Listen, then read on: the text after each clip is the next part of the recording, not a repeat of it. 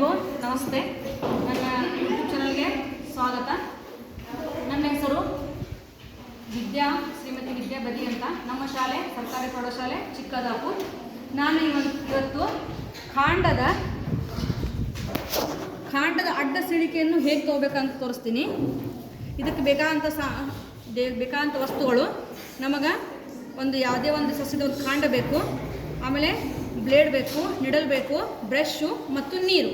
ಇದಕ್ಕೆ ನಾವು ಪೆಟ್ಟಿ ಡಿಶ್ ಅಂತ ಕರಿತೀವಿ.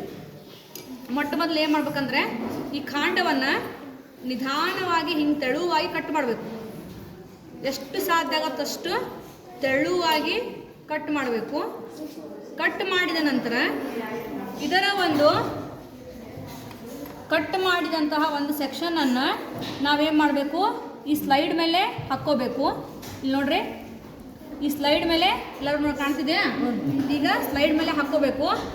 ಹಾಕ್ಕೊಂಡು ಇಲ್ಲಿ ಒಂದು ಕವರ್ ಸ್ಲಿಪ್ ಇದೆ, ಕವರ್ ಸ್ಲಿಪ್ ಅಂತ ಕರಿತೀವಿ. ಆ ಕವರ್ ಸ್ಲಿಪ್ಪನ್ನು ಈ ನಿಡಲ್ ಮೂಲಕ ಹೀಗಿಟ್ಟು ಇದನ್ನು ನಿಧಾನವಾಗಿ ಗಾಳಿ ಗುಳ್ಳೆ ಅದರೊಳಗೆ ಹೋಗ್ಲಾರ್ದಂಗೆ ಬಿಡಬೇಕು. ಈಗೇನಾಯಿತು, ನಮ್ಮ ತಾತ್ಕಾಲಿಕ ಸ್ಲೈಡ್ ರೆಡಿ ಆಯಿತು. ಇದು ಕಾಂಡದ ಅಡ್ಡ ಸಿಳಿಕೆ ನೋಟದ ಒಂದು ಸ್ಲೈಡ್. ಇದನ್ನು ಸೂಕ್ಷ್ಮದರ್ಶಕದಲ್ಲಿ ಇಟ್ಟು ಸೆಟ್ ಮಾಡಿ ಇದನ್ನು ನಾವು ಕಾಂಡದ ಅಡ್ಡ ಸಿಳಿಕೆ ನೋಟವನ್ನು ಈ ರೀತಿಯಾಗಿ ವೀಕ್ಷಣೆಯನ್ನು ಮಾಡಬೇಕು. ಈ ನನ್ನ ವಿಡಿಯೋ ನಿಮಗೆ ಇಷ್ಟ ಆದಲ್ಲಿ ಲೈಕ್ ಮಾಡಿ ಮತ್ತು ಸಬ್ಸ್ಕ್ರೈಬ್ ಮಾಡಿ.